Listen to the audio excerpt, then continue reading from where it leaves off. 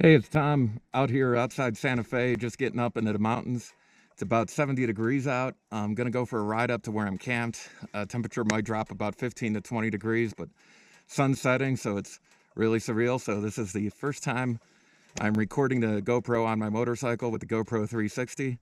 Also the first time I'm editing a video. So bear with me, this might not be the best go around, but we'll see how it goes. I'm real excited for this ride, and I can't wait to do it. You're gonna see how scenic it is in a minute.